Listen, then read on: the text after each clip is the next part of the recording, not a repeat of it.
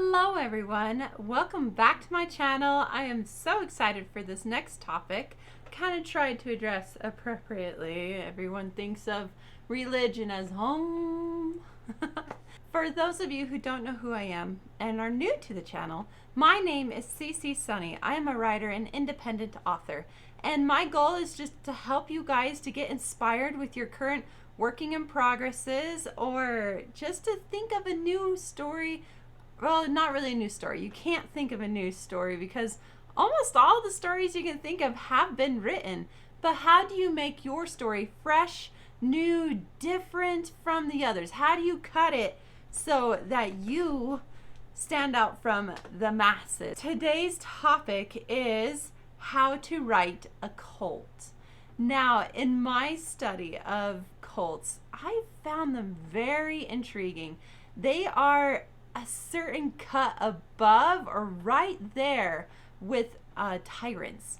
They are a special kind of evil in this world. And even Jesus, he hated hypocrites. And I'm sure he's going to have a very harsh judgment on these cult leaders who kind of try to impersonate Christ in a way, or the way he might have taught things or followed things, but they did it for their own gains and own selfish needs. Ooh, it's such a good topic, and they are such a great villain. One of my stories, I am going to include this because it was just so much fun to cover. The first step you do into writing a cult is you need a cult leader. And of course, this cult leader, they need to, number one, reinvent themselves, okay? They have to present a certain look or way they want to be to their followers, of how the message, what message are they going to give to the masses?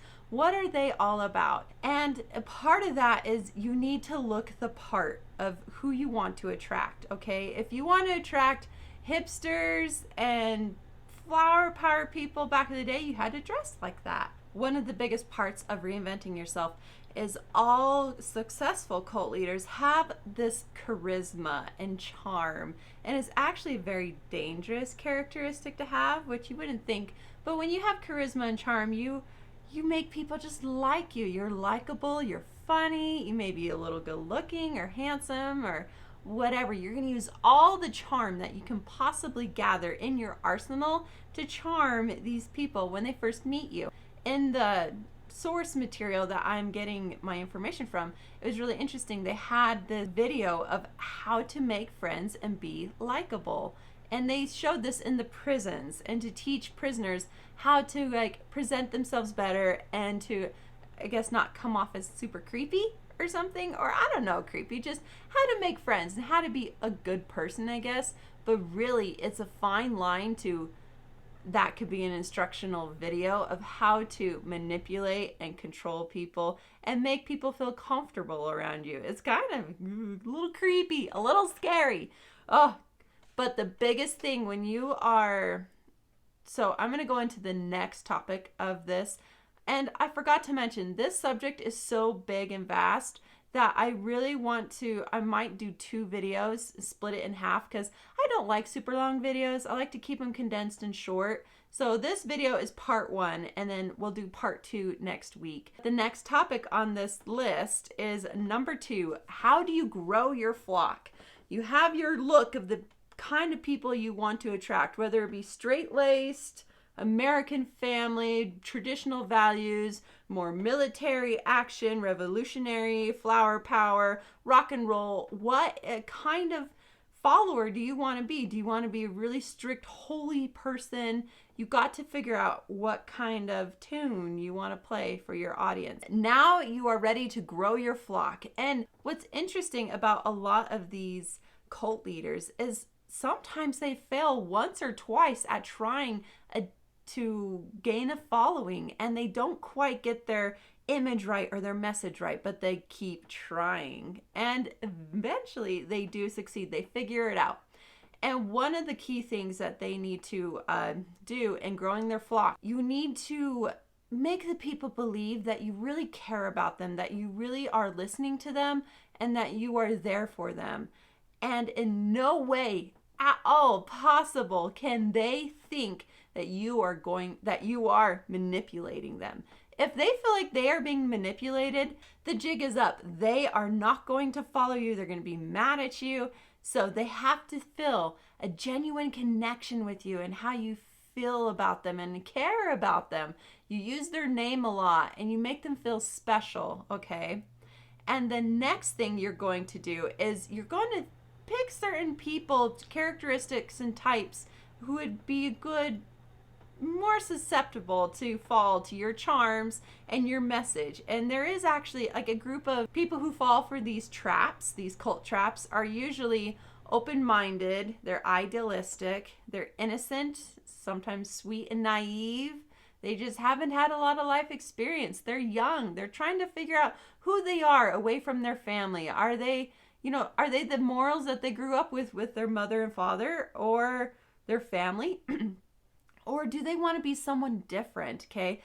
When young people are just trying to figure themselves out, or did they come from a troubled background or troubled past or troubled family dynamics, or sometimes do they have a little bit of mental health problems where they're just looking to fit in somewhere and be somewhere? The underachiever, you want to make these lost souls, these innocent, open-minded people, or even go happy, lucky people that just want to go along for the ride. You want to make them feel like they can make, inside of your group and your fellowship, that they can make a difference in the world somehow. And some way they're going to make the world a better place. That is what you're going to sell to them and what you're going to pitch. And an interesting thing is, not everyone is from the same lifestyle. And one of the greatest ways to make them feel like you understand them or that you are from a part of their culture or life is what experts like to call is code switching. Now, code switching is a tactic where you change the way you speak and act to fit in, to be a part of the group. Okay, if you're going to a Baptist church where the majority is of beautiful colored skin and they're more vocal and more they feel more with their hearts and they express it, okay? And it's a lot more loud and jovial and they do beautiful music and praising the Lord. It is a very different kind of worship and teaching methods that are used in those kinds of churches versus the traditional, more strict lace where you're reverent, you're quiet, and you don't do the outbursts. You can, you might be the only one in those churches because those kinds are a lot more reserved. Or are you a hippie where you believe in karma and all these other things?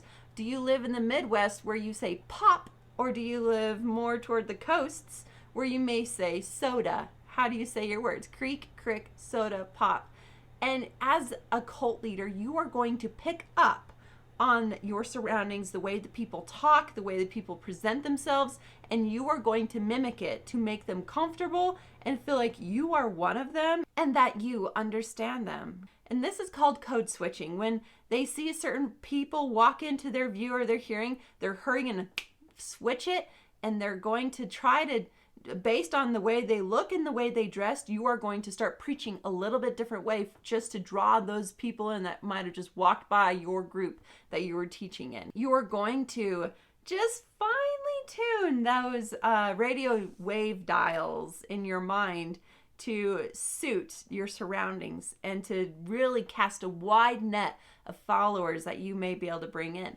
And one of the things you're going to teach is what do the populace, what do they want to hear? A lot of times it is easier to deliver a message when we can get behind it. We love the message and it makes us just so happy. Politicians are great at this.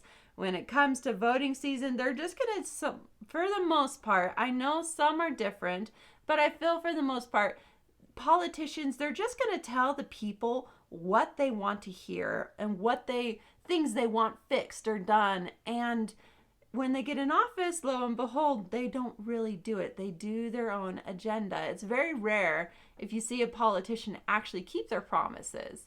And the same thing can be said about cults. They're just going to tell you what you want to hear. Now, even though you are relating to these people and you're making it seem like you are one of them and making them feel comfortable and all these things, there is another tactic that you want to use. You want to make yourself look special from the rest. You want to define yourself in some way that you are better. There's something unique about this person. I want to learn from this person. I want him to be my mentor or she. I want to have this person lead me in my life, and you need that special it factor. And a lot of times some of these cults, they will use miracles, and really sometimes it comes down to trickery. And I know everyone's probably seen or heard of faith healings, and a lot of times it's unexplainable because skeptics believe it is the positive power of energy, just being positive thoughts and having hope and feeling like if you believe in something, your body will fight off your sickness. And it has happened. It's been a real thing. And they attribute it to the power of positive thinking rather than faith in being healed, right? But you can't always have those real miracles happening every time. So what a cult leader may do is have some select actors or select people to make the masses believe in them. They'll resort to some trickery. Maybe they'll show themselves levitating or healing the sick or something. They're going to one good trick that was used is, who was it?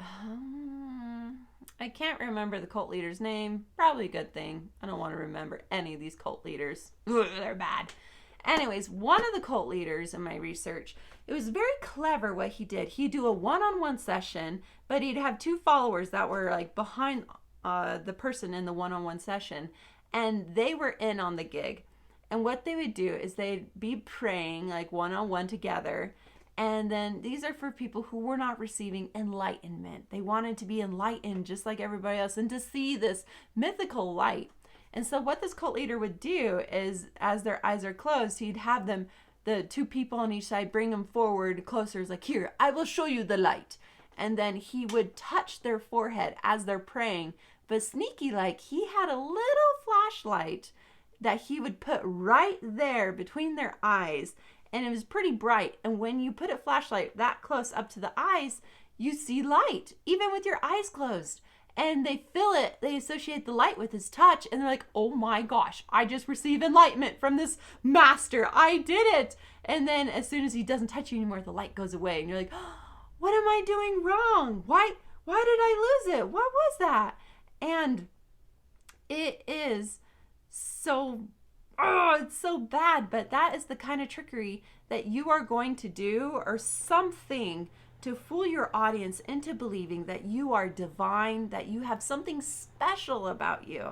And that will really clinch in their belief that you are a prophet, you are someone special that they have to follow. So now that they've grown their flock, they're going to give you a good time. They're going to make you feel great being in a group. It's a natural human instinct to want to be in a group and to feel special and important and understood and to have happy feelings, right? So cult leaders are not above to using drugs, sex, loud music, whatever. It's kind of going to be a party and a fun time, right, with everyone. And after you get used to that lifestyle, or even addicted to the drugs and the way things are, your cult leader is number 3. He is going to test your loyalty. How loyal are you to him? He is going to give you a series of tests, whether that be holding your fingers over a flame on a candle and it burning and in pain, and you're telling him it's your hand's hurting, but he's like, there's no pain. You don't feel anything. And to prove your loyalty, you leave your hand there to be burned. Or do you let this cult leader, well, you and your spouse, you're married, and you, the husband, are required to live a celibate life, while the cult leader will sleep with your wife? It's all a test, remember. Or you don't eat for a while, you do long periods of fasting, or they ask you to maybe do a small little crimes to see what you will do for them. To test your loyalty, they love to seclude you away from family members and support in your life. They want to sever all of those connections, and the cult leader is the only one that wants to be important and controlling in your life. He doesn't want any competition, so they will isolate you from your family, isolate you from your connections, your friends, anything. They want you to cut all ties, and they want you to give everything up over to the cult religion. And usually that means give up all of your worldly possessions to them. Sell your lands, sell your timeshares, anything that you have, your homes, your car. You're going to sell those things, and you're going to hand all that money over to the church, or this cult church, and you are going to live in a commune. You're going to live all together like it's summer camp or something, and it's just good old days, right?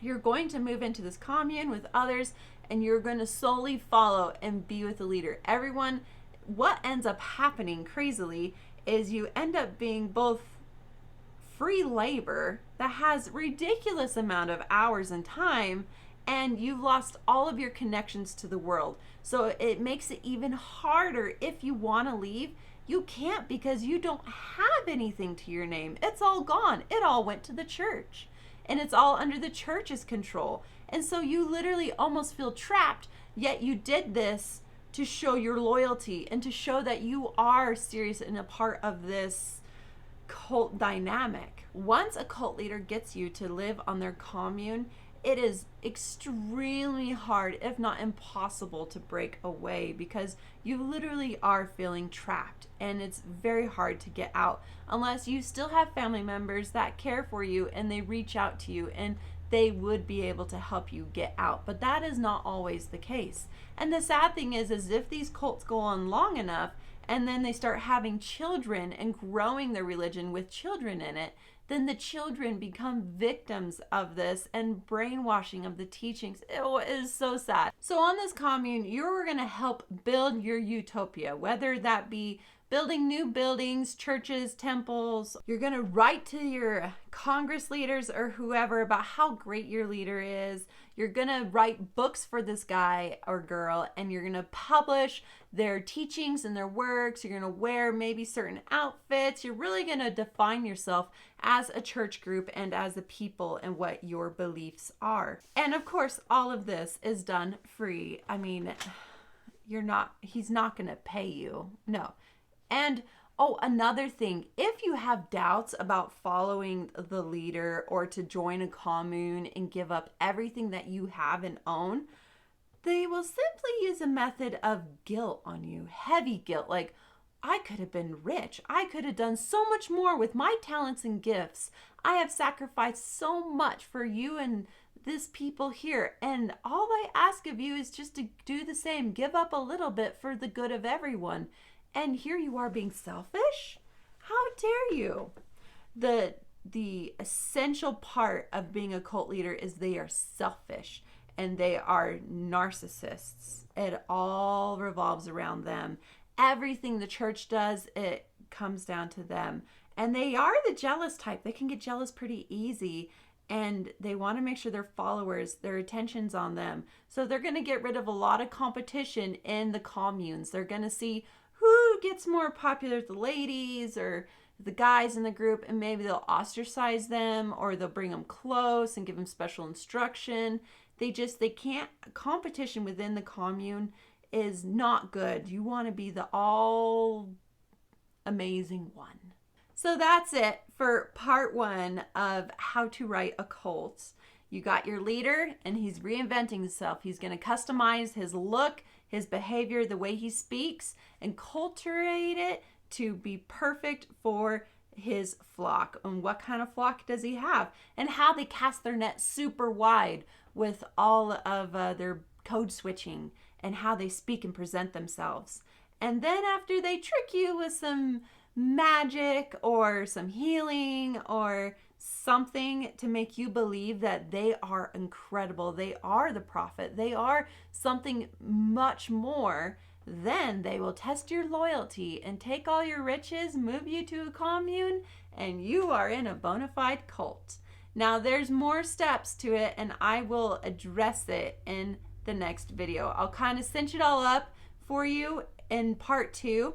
Thank you so much for joining me today. It was a lot of fun and a certain depth of evil with a cult, right? And don't forget to click and subscribe if you are new to this channel and you like what you heard today, and it helps you to get new ideas and thoughts about how to write a good villain.